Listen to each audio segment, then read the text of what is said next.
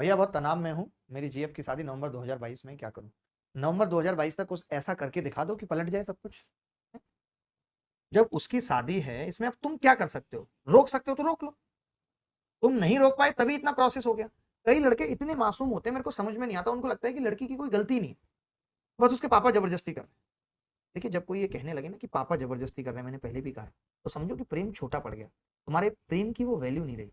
Everything is the game of priority. तुम अब priority पे नहीं हो। तुमसे मिलना, तुमसे बात करना प्राथमिकता नहीं है उसके जीवन की। तुम उसके जीवन के उस हिस्से से जा चुके हो जिस हिस्से में अब कोई और आके बैठा है। जहां तुम सबसे ऊपर थे, अब तुम वहां नहीं हो। लेकिन तुम्हारा भ्रम, तुम्हारी आंखों पे पड़ा हुआ पर्दा तुम्हें इस चीज का आभास नहीं होने दे रहा। जब तक ये आभास नहीं होगा, जब तक तुम इस चीज से बाहर नहीं निकल पाओगे।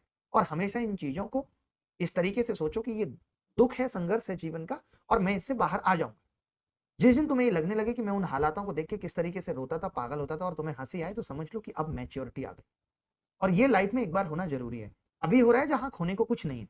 मैं ये मानता हूं कि अगर दिल विद्यार्थी जीवन में टूट जाए तो ज्यादा बेहतर है, क्योंकि जिस वक्त कुछ खोने को नहीं है उस वक्त टूट जाए तो अच्छा है। क्योंकि अगर ये आगे जाके टूटेगा जहां खोने को बहुत कुछ हो, तो फिर ये खराब कर देगा।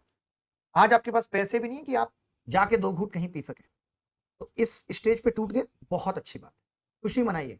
एंटीबॉडीज आ गई बॉडी के अंदर। अब आगे कभी ये दोबारा टूटेगा भी तो उतना फर्क नहीं पड़ेगा, क्योंकि अब हम संभलना सीख चुके हैं। अब हमें पता चल चुका है कि जब किसी के जाने के बाद ये आभास होता है कि यार अब तो जीवन में कुछ बचा ही नहीं, ये सिर्फ कुछ दिन का भ्रम है।